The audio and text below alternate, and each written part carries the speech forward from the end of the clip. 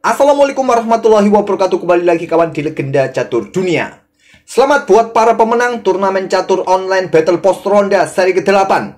Ya, kita sudah masuk seri ke-8. Artinya sudah 2 bulan ini kita bisa menggelar turnamen mingguan setiap malam minggu. Sekali lagi, selamat buat para pemenang seri ke-8 tadi malam. Seperti biasa, 3 hari ini admin akan review game-game kalian. Dan nanti admin akan hubungi inbox di akun chess.com kalian kawan. Bagi kawan-kawan yang belum pernah main di turnamen ini, silahkan gabung ke klub catur Legenda Catur Dunia dulu ya, baru nanti bisa bermain di turnamen ini kawan. Link seperti biasa ada di kolom deskripsi kawan. Kalian gabung dulu ke klub catur ini. Nanti kalau setiap ada event, ada room turnamennya di beranda ini kawan. Kalian masuk saja ke klub catur dulu, baru kalian bisa masuk ke room turnamen ini gratis. Dan setiap minggunya, setiap malam minggu kita sediakan hadiah kecil-kecilan buat gantiin kuota kalian. Oke, sekarang kita ke USCHESS Cup 2025 kawan. Sementara Abdus Satrop memimpin turnamen ini sampai babak ketiga dengan 2 kali kemenangan dan 1 kali remis. Di babak ketiga kategori master kawan, hanya ada 1 partai yang berakhir menang kalah, yaitu kemenangan dari Nordibek Abdus Satrop yang berhasil mengalahkan Richard Rapport. Nah, game inilah yang akan kita otak-atik, langsung saja ke papan analisisnya. Dan Abdus Satrop mengawali dengan pembukaan pion Raja E4, ada Sisilia Defense dimainkan oleh Gondrong, ada kuda F3, pion D6, pion D4, chop, seperti biasa permainan Sisilia terbuka. Nah, di posisi ini Knight Dove merupakan variasi yang paling populer dengan pion A6. Kalian bisa juga melanjutkan variasi klasik ke kuda J6. Ada pion E6, ini variasi Scheveningen. Ada juga dengan pion G6, ini adalah variasi naga atau dragon. Memilih variasi klasikal kuda C6 dan gajah G5, langkah yang paling banyak diambil oleh putih kawan, yang nanti kelanjutannya akan jadi seperti ini, akan saya tunjukkan ya. Nah, pion E6 akan dilanjutkan oleh hitam, kebanyakan seperti itu, menteri naik ke peta D2, pion A6 akan berubah ke bentuk permainan Richard Rouser ataupun langkah-langkah yang lain. Nah, Sosin Attack dipilih oleh Abdus Satrop dan pion E6. Lazimnya kalau ada Sosin Attack, pertahanan Scheveningen seperti ini paling banyak diambil oleh hitam kawan. Paling banyak. Engine lebih menyarankan dengan gajah D7, ini langkah kuat juga. Ataupun menteri keluar ke peta B6. Ya, pion E6 ini paling banyak diambil oleh manusia. Oke, dengan pion E6 kita masuk permainan Scheveningen sekarang kawan. Apalagi setelah gajah E3, pion A6 jalur utama permainan Scheveningen. Pion B5 siap mengikutinya, jadi gajah mundur ke B3 dan paling banyak menteri keluar ke peta C7 kawan, yang nanti akan diikuti dengan langkah menteri ke E2, kuda A5, pion G4. Langsung kuda A5 dipilih oleh Richard Rapport, menyerang gajah di sini.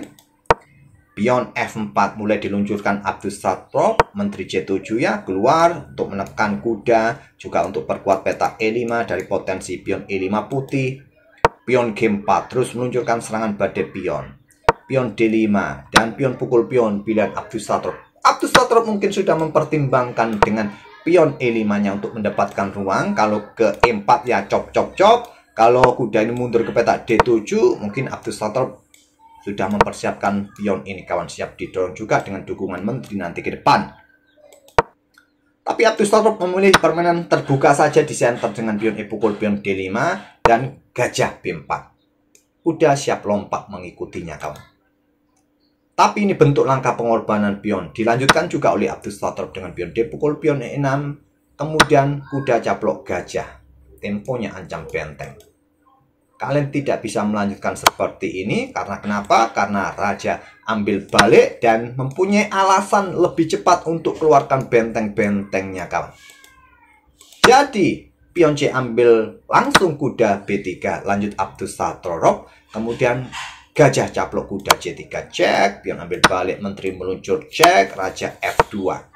Proteksi gajah kawan. Kemudian di sini baru gajah ambil pion E6. Lanjut Richard Rapport dan dicaplok juga oleh Abdus Satrop. Rusak juga struktur pionnya Richard Rapport.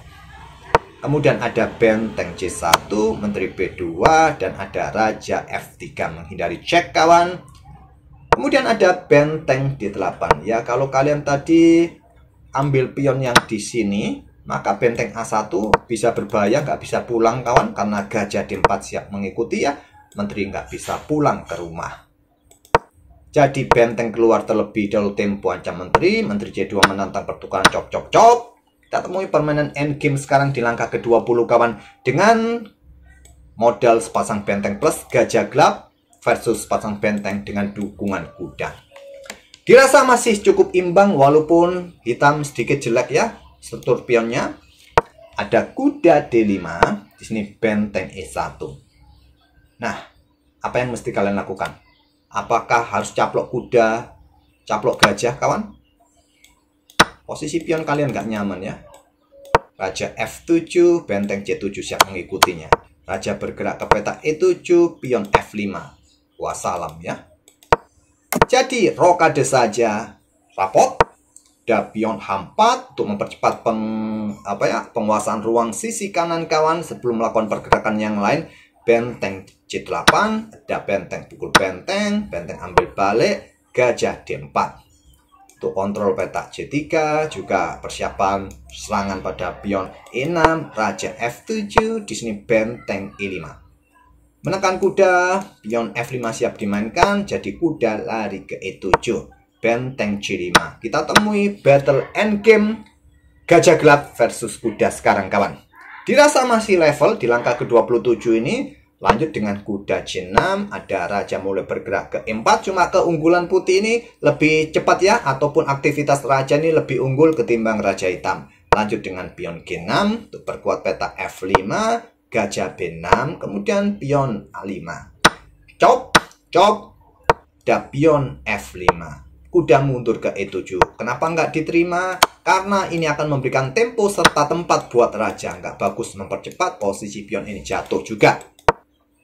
Jadi kuda E7, baru dengan pion F pukul pion E6 skak, raja ambil balik. Sekarang posisi opposite ya. Dan gajah F2. Di sini kuda D5.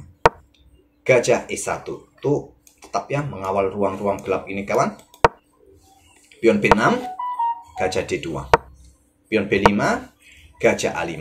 Sepertinya kurang cocok gajah di tepi papan ya.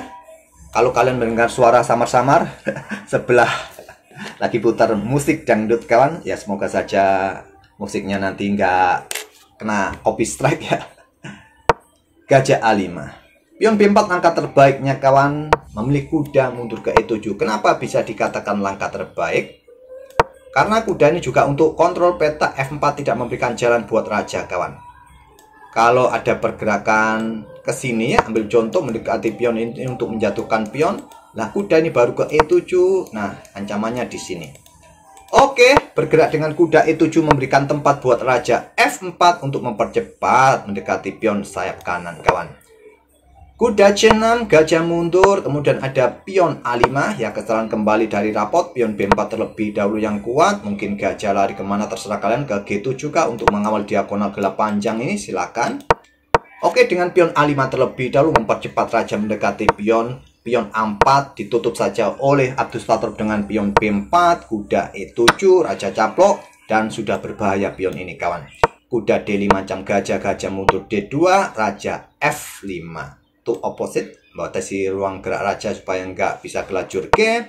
Pion A3 perkuat posisi pion, kuda B6 siap nanti ke sini kawan, jelas ya. Raja maju berikan jalan buat pionnya. Di sini kuda C4 ancam gajah C3, ada kuda A3. Kenapa nggak dipertahankan saja? Ya bisa untuk mempertahankan pion ini masih bagus kawan. Tapi memilih dengan langkah gajah C3, ada gajah caplok pion A3, pion H5. Kuda B1 serang gajah A1 kawan. Untuk blokade laju pion di sini, dan raja ini siap bergerak. Dan raja tidak bisa ke peta F6 untuk mengawal raja putih kawan. Kuda D2, raja G7, kuda E4, pion dorong maju, kuda G5.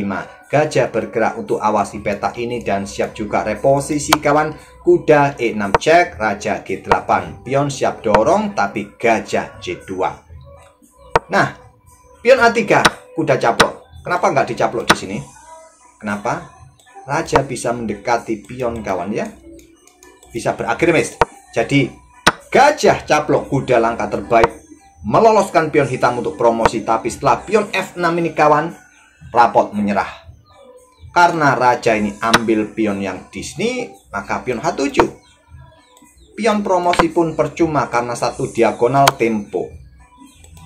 Kalau nggak diambil, ya gajah ini masih bisa mengawal diagonal ini ya. Pion ini tetap bisa promosi.